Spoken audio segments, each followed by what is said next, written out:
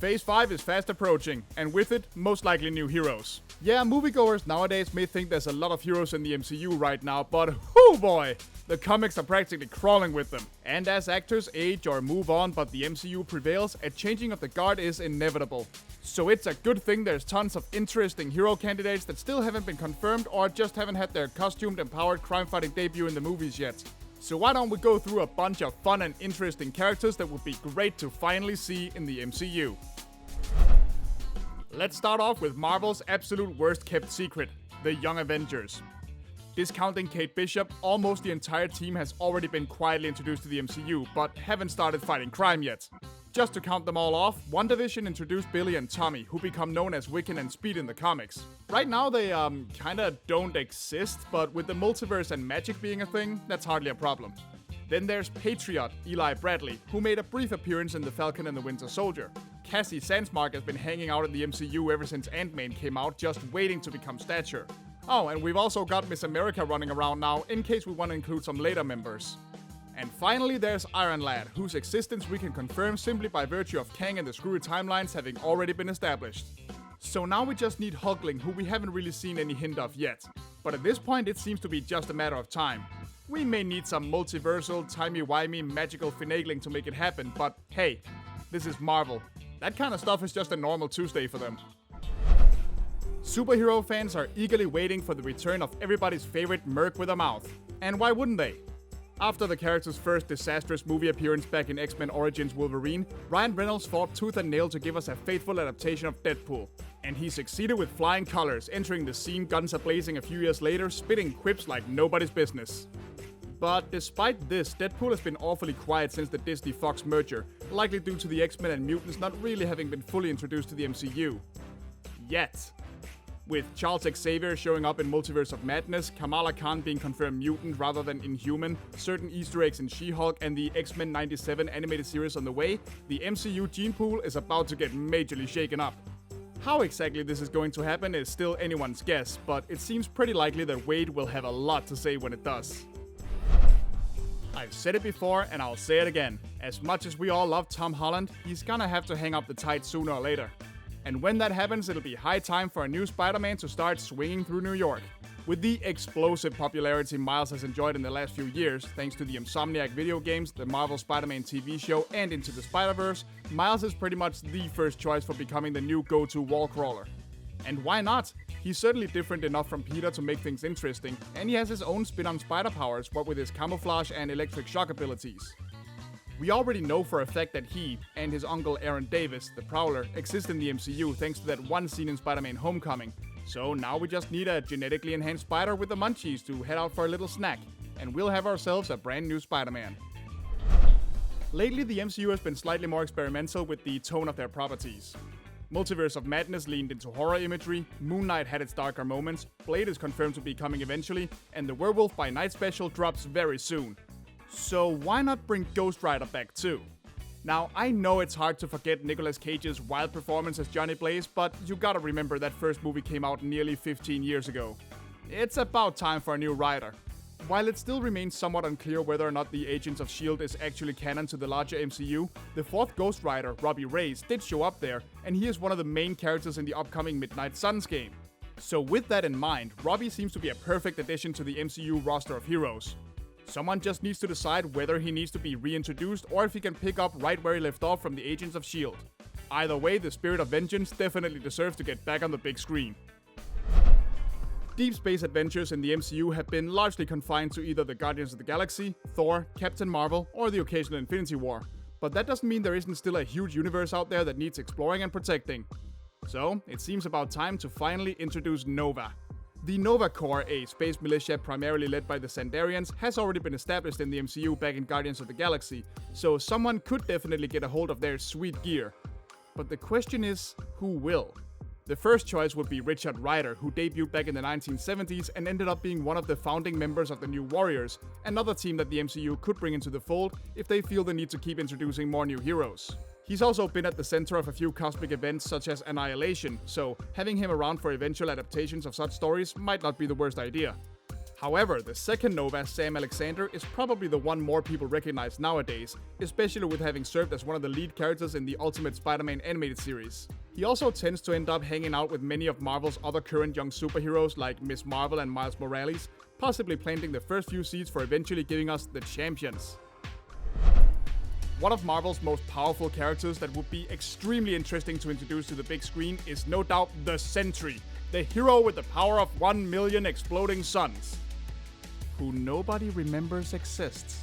While he was introduced in the comics in the year 2000 as a sort of Marvel equivalent to Superman, Sentry's origin story goes all the way back to the golden age of comic books. Here, scientist Robert Reynolds drank a serum that later turned out to be a refined version of Captain America's Super Soldier Serum, which put his molecules 1 second ahead of everyone else and made him absurdly powerful. From here, he then battled alongside all of Marvel's greatest superheroes, right until the moment he willingly let everyone forget he existed in order to defeat the Void, who was actually his own repressed dark persona. And with that heroic act, everyone, including Robert himself, forgot about the Sentry, until he eventually resurfaced. Huh. A hero who willingly lets the entire world forget who he is in order to save all of reality. That sure sounds like something a certain other hero can relate to. Aside from just how cool it could be to explore the Sentry as a Superman-like character who suffers from a number of mental illnesses, watching these two swap notes on their similar experiences could make for a very interesting story that would be truly unique to the MCU. Now that the multiverse is just a fact of life in the MCU, it just might be time to bring in Captain Britain. At first glance, he may just be a British Captain America, but that's not really the case. The original Captain Britain, Brian Braddock, doesn't really act out of patriotism and has no connection to the military, but had his powers bestowed upon him by none other than Merlin himself. Or, well, Merlin with a Y, just to keep things fresh. But what's really interesting about Brian is his role as a member of the Captain Britain Corps. A whole slew of Captain Britons from alternate realities led by Merlin, the Corps works tirelessly to protect the multiverse from any threat it may face. Introducing a group like this now that we have a multiverse to worry about could be a lot of fun. But Brian also happens to be a core member of a few British super teams in Marvel, such as Excalibur and the MI13. So if the MCU continues to grow more global in terms of where its superheroics take place, like it has been doing with Black Panther, Ms. Marvel and Moon Knight, Brian and his crew are definitely worth considering. Speaking of Excalibur, here's someone we know is already hiding somewhere in the MCU. The Black Knight. Actually, the third character to take up the name of Black Knight, Dane Whitman was the nephew of an old enemy of Iron Man and Ant-Man, from whom he inherited the whole castle as well as all of his Black Knight gear, including the mystical and sinister Ebony Blade, which originally belonged to the first Black Knight, Sir Percival.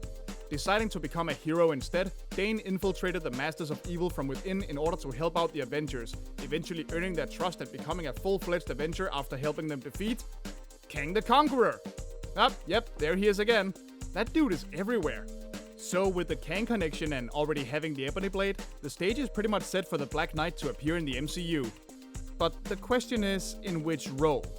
Since we know he's been speaking to Blade, some are hoping he will appear in an eventual Midnight Suns film, although he doesn't really have a history with them in the comics. He does, however, have history with the previously mentioned Excalibur, MI13, and even the lesser-known Euroforce, leaving even more ways for the MCU to go more global. But whatever you do, Marvel, just don't make us wait 14 years to make this tease relevant. Again.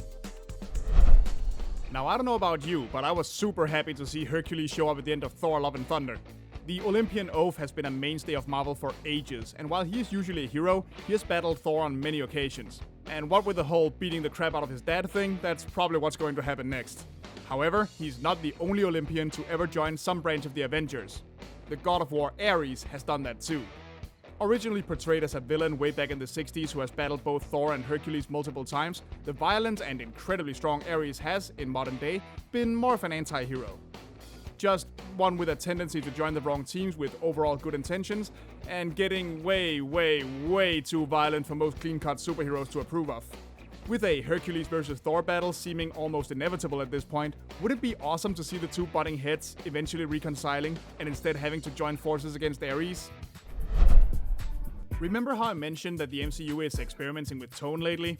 Well, that doesn't just go for the slightly darker aspects of the Marvel Universe, it goes for comedy too.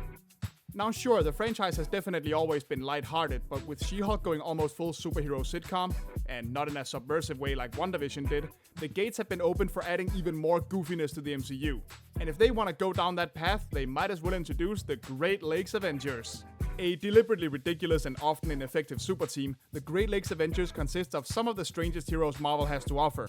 She-Hulk has already introduced the unkillable Mr. Immortal, but there's also the lame version of Reed Richards known as Flatman, Doorman who can, function as a door, the mass-shifting Big Bertha, and finally, the high-flying dinosaur. They even had Deadpool for a member that one time, and boy could Wade have some fun ripping into these ding-dongs. Now to be real, we likely won't see the rest of the team, but personally, I would love to see the MCU embrace some of the fringe sides of the comics and just go hog wild with a pure, wacky, cartoony superhero comedy. And for that, there are no greater candidates than the good old GLA. Maybe they'll actually get Living Lightning to join them for real this time. For a long time, the Scarlet Witch and Vision were two of the MCU's most underutilized characters, right until WandaVision and Multiverse of Madness came along to try and fix that. But there is a third character who is very closely connected to both of them, namely Simon Williams, Wonder Man. Simon used to be a down-on-his-luck weapons manufacturer who blamed Tony Stark for his financial troubles, as rich dudes in Marvel tend to do, and ended up willingly letting Baron Zemo and the Masters of Evil give him superpowers so he could fight the Avengers, only to eventually regret this choice and become a hero for real. Now, there are many reasons why I would bring him up. Vision in the comics was originally created with a personality based on the then presumed dead Simon's brain patterns, and Simon later entered a romantic relationship with Wanda after her marriage with Vision ended. And given that the MCU doesn't seem to be quite done with Wanda just yet, there is definitely room to include him, possibly as a new love and part of an eventual redemption for her. Granted, with Tony having been dead for a while and MCU Zemo absolutely despising superhumans, Wonder Man would have to have his origin story pretty heavily revised. But hey, they're clearly working on it. We almost had Simon introduced back in Guardians of the Galaxy 2 as played by Nathan Fillion, and a live-action series is currently in development. But for now, we can only wonder when Wanda and Wonder Man will wander into each other's lives.